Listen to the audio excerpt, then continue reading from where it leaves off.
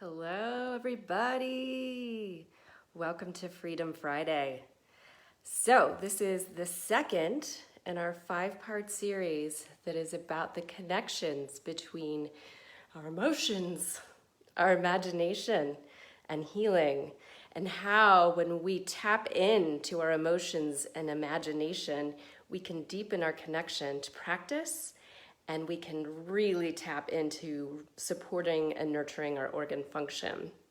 So last week, it was all about our precious heart energy. And here we are, in the season of the heart. Heart is the channel, the portal for our spirit. That divine connection that at some point in our life, that's all we knew, then we get distracted from that connection. So that's one very important piece of why we're tapping into connecting into our emotion and imagination to bring us to that high connection with spirit. Now, one of the things about our heart is our heart doesn't want to do all the dirty work, the day-to-day. It just wants to shine that beautiful light in our life, and it relies on all the other organs to handle the day-to-day, moment-to-moment, crunchy stuff that is part of being an embodied spirit. So one of the most important relationships is that between our heart and our liver and our gallbladder. So between the energy and essence of fire and the energy and essence of wood. So that is what we're going to be tapping into today, is the energy, the essence, and the spirit of wood, and how when we tap into that, I've got some stories for you about how powerful that can be, both ways. So I'm going to begin just in general. The liver and the gallbladder are all about our flexibility. The flexibility within our bodies and the flexibility within our minds and our flexibility to adapt to quick changes. How we respond to intensity, how we respond to stress depends on the strength and the flow in our liver and our gallbladder.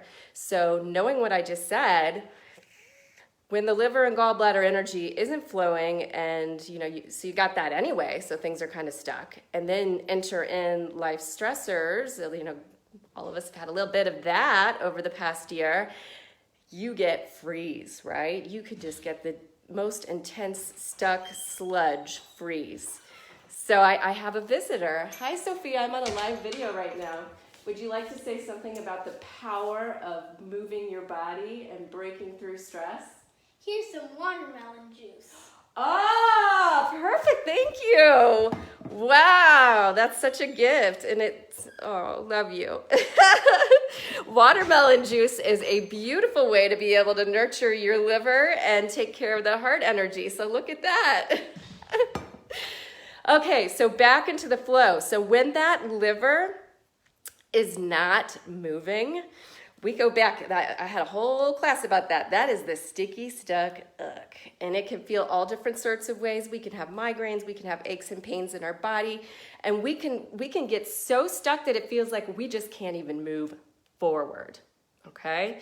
So the opposite of that is when the liver and the gallbladder is in a state of flexibility and flow. Everything is moving in here. We have things that come and go, but nothing is getting stuck. And we continue to move forward in life in all different sorts of ways. So I think the best way to illustrate that is to tell you a little story. So in 2012, some of you, especially those on the East Coast, may remember that we had this hurricane. Actually, I'm going to rewind. So the spirit and nature of our liver is wind. The spirit and nature of our gallbladder, as I sit here, is lightning and thunder. So again, 2012. So we have this hurricane, this intensity, it just whoosh, everything, right? So when you think of that on the outside and you watch what nature's doing when she creates the intensity of wind like that, you could also think of in life how you might have experiences that are like a whirlwind. What would happen if instead of being in that whirlwind and going like, I need to get underground and protect myself, getting stuck in it, what if you could be, the visual that's coming to mind is like from the Wizard of Oz. What if you could jump on that broomstick and ride that wind wherever it was going to take you, like What would be possible for you if you could connect into the energy and essence that is so powerful that it can just turn everything upside down and all around? So I'm going to just pause there, and then we'll talk about like thunder and lightning, and then I'm going to tell you a real life embodied experience of this. So looking at lightning and thunder. So if we think about wind and what that represents with movement in nature and in life, and then you think about thunder and lightning, right? You know, it's like that intensity of forward movement, that intensity of clarity and connection, that full embodied, we're going this way. So that's the gallbladder. In Chinese medicine, they will refer to it as being the general, right? It's like all energies align. We're going this way. There's no like, we're not going to go this way or that way, and we're not going to get stuck. We are moving forward. This is the direction we're going. So in 2012, in alignment with the hurricane, my husband had this amazing, he was so excited when the hurricane happened because he happened to be doing some consulting with an environmental business. And he's like, there's going to be so much cleanup effort that has to happen so that, you know, everything doesn't leach into the soil and into the groundwater. So he started cleaning up down the shore. It literally was his uncle and a pickup truck and some barrels. And within a week, he had a team and then he ended up living down there for 3 months. And it was the most lucrative project that this company had ever seen. Okay, so yay him for tapping into that hurricane power and seeing the good and, you know, really transforming his career, because by June of 2013, now this company that he was doing the contract work with is based in Indiana, which is my home state. Not his, mine. So they decided in June, my uncle wanted to make him president of the company. Forward moving, right? Wow, okay. Now enter, I'm part of this puzzle. I had been living out east, completely immersed in Chinese medicine. You know, I had been doing my internship with Master Lu. I had all my Qigong brothers and sisters around me. And I had some issues with being comfortable with moving back. So when he first broke the news to me, I was like, I had one of those moments of like, let me get into the underground shelter and say, hells no, that ain't gonna happen. So that was like, okay, I think it was, he told me this. 24 hours later, I was practicing my Qigong. I was alone. And I literally just had this moment that was like this. Beyond anything that my rational mind, my whole spirit was like, you're going. This is your path. So you better get on board or there's going to be hell to pay. I just felt it. Like, I was just like, this is what's happening. I got up and I immediately saw what was going to happen. I could see in ways that I hadn't been able to see before, because I had that moment of being so stuck in the emotions of not wanting to move forward, not wanting to leave. I had to sit in that for a minute. I had to do some of my practice to tap into what was waiting for me, this whole path that was waiting for me. So, one very logical thing, I had 2 school-age kids that were going to need to get into school, and I was like, I had a conversation with a friend from Indiana who just moved her kids into the school where I want to have my kids, and she did it kind of mid-school year. So I called her, she gave me all the people to connect with, and I got my kids enrolled in school. Because we're talking June, school starts in August. So got the kids enrolled in school, went back to New Jersey, planted the kids at my in-laws' house. Now I had 3 at this point, one little baby who's 1. My Sophia, who just came in here. My Sophia. So I was like, all right. So my husband was busy, with this new role, being president. And so I moved the whole house. And my kids actually never even came back into the townhouse. And I was in such a centered place. I was in this like crazy general wind.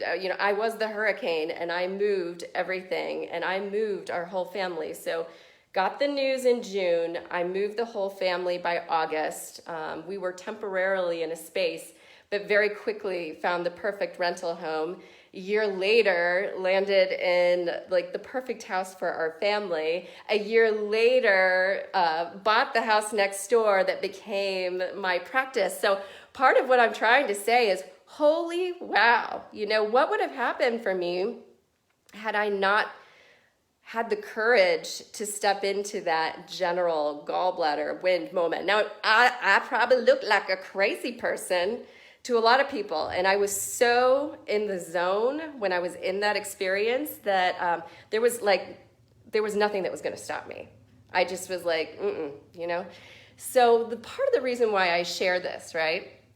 Now that was a really, really special time, and I needed all of that intensity. I needed to pull all the forces of nature together to accomplish that for all aspects of my life. I'm not always in that place because that's not sustainable, right?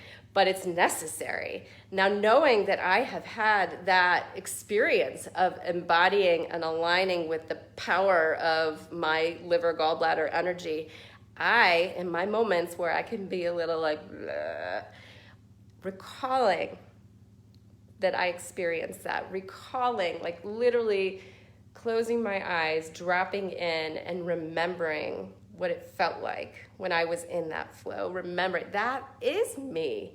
I can go both ways, and that's okay. I can get stuck and I can be in the flow. So one of the powerful things that I can do as a practice, and that you can do as a practice, is to allow yourself to consciously bring back those memories and really try to remember how it felt, like at every level how it felt, because that's imprinted in your cellular memory. And when you do that, that can reawaken the liver function, because the liver hates to be stuck. That's why it feels so bad. That's why it hurts, because it's life. It's life. So the spirit, the essence of our liver gallbladder is spring, right? So, oh my God, talk about knowing the preciousness and the need to be able to burst forth and continue to grow, to continue the cycle of life. So that's why when we feel it in our bodies, like when that's not moving, it's like, I'm not fully alive.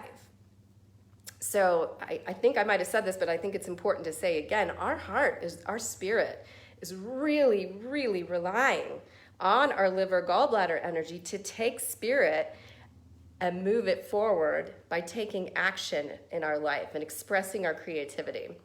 So part of the reason why I'm doing this on my phone today is I want to take a little tour, because another beautiful way that you can begin deepening your connection with the power of liver gallbladder and reawakening your connection is by looking at the mirror that nature provides us. So, one piece is what I just said, right? Spring, yes, spring. Spring is such a beautiful way of looking at that intensity and that expression. The other piece, trees. So, trees, being as big and bold and beautiful as they are, they really show us the spirit, how they connect in. They're wood at essence, but also how they connect into the spirit of each of the seasons. So when you think about springtime, everything is moving up and out, right? Because we witnessed this when all the trees went into bloom, when all the buds and the leaves and everything was in that state of expression.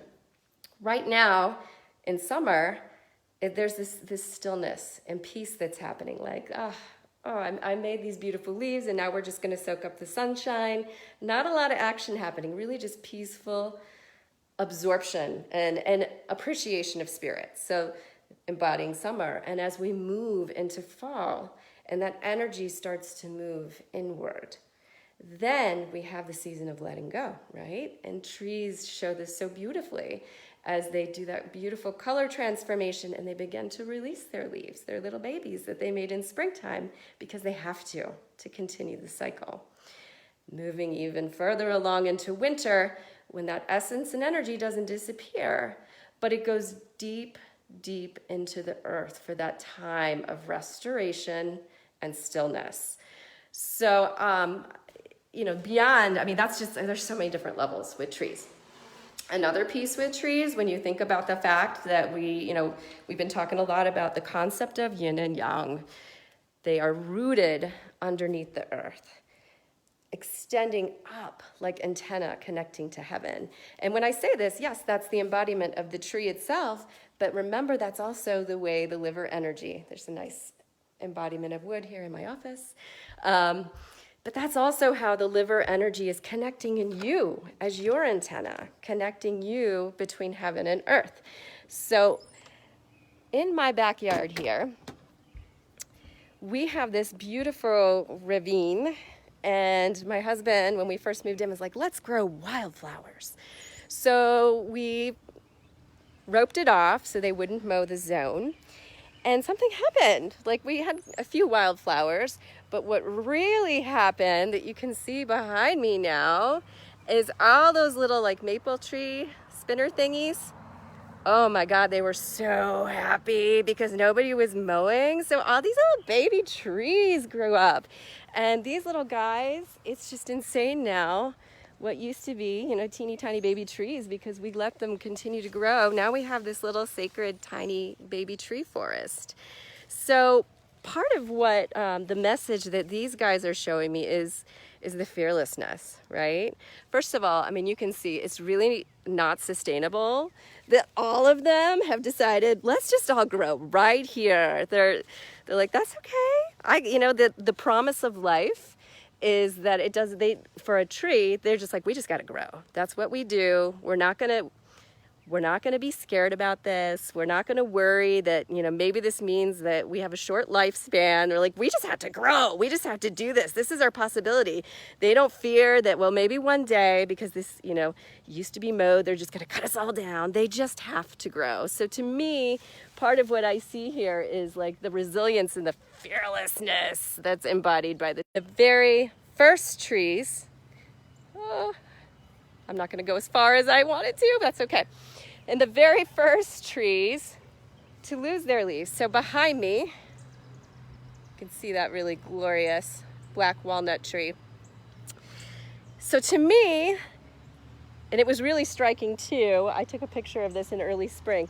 Every single other tree that was here in my yard had its leaves, but the black walnuts did not have their leaves yet. So did that mean that they were lesser? Did I need to compare? And actually, that was one thing. Like, almost every year, my husband would be like, I think maybe that tree, maybe it's time to go. Maybe it's dying. I'm like, no, wait for it. Wait for it. So what I witness in that tree is the embodiment of timing, right?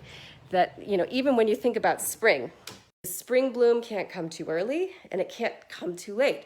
But when it comes, it has to come. So again, not comparing and knowing the right time and right space for expression. The last tree that I was going to share with you that I'll share in a picture, because I'm not going to be able to get out that far with signal, is a really beautiful little, I think it's a dogwood. And when you look at the tree, you see that it looks, especially the picture that I'll share with you from springtime, the beautiful blooms. You see the vibrancy of it. But when you look closer, you notice that there are parts of the tree that are no longer alive. So to me, looking at that as a reflection, do I focus on that part of the tree that looks like it's unwell or stagnant? Or do I focus on that beautiful part of the tree that is vibrant and connected and alive? So as a reflection and our own experience, we're always in various states of process, right? And that's part of the bigger picture. So if we get stuck, focused on that piece that we're still working on, whether it's something physical or emotional, it can really block us from being able to connect to the big picture, which is that we're still here. If you're still here, you're still here, which means you are connected to the unconditional loving energy of the universe, period. So you have a choice. You have a choice as to where you want to place your focus. Do you want to focus on the fact that you're still having a process? Or do you want to focus on the fact that you're still alive and growing and moving forward and making that conscious choice to connect to the positive things in the bigger picture is nurturing to the liver energy, right? It supports and sustains, because focusing on the parts that are stuck. We think sometimes that when we focus on the stuck parts, that it's actually going to help us to get through it, but sometimes it makes us more stuck. So when we focus on that bigger picture and recognize how we're connected to that beautiful, unconditional, loving energy, that just brings more flow. So I think that's all I got to say right now. I apologize that it's a little hard for me using my phone to see all these beautiful comments. So I will definitely tap into them all when I get back on my computer. So excited to share this with you guys. And I really encourage you to play, to play with recalling those wind moments and those thunder moments, because you've had them. You definitely have had them. Tap back into that. And also, go out there and look. I mean, it's gorgeous here. I don't know where you are, but go out there and look. See what you see. See what it shows you. See how, you might be able to connect what you see in nature to what you're experiencing in this right now moment. And I would love, love, love for you to post it in Wellness Lies Within, because there's so, when we all start to see with this bigger way of seeing, which, by the way, the eyes are connected to the liver, right? We only see with how open that energy is to being able to fully see. When we all start to see with those bigger eyes and we share with each other what we see, it just inspires all of us to begin opening and opening. We are in this collaboration together, supporting each other. So have fun, and post some pictures, please. I would love to see what you see. Enjoy this beautiful day.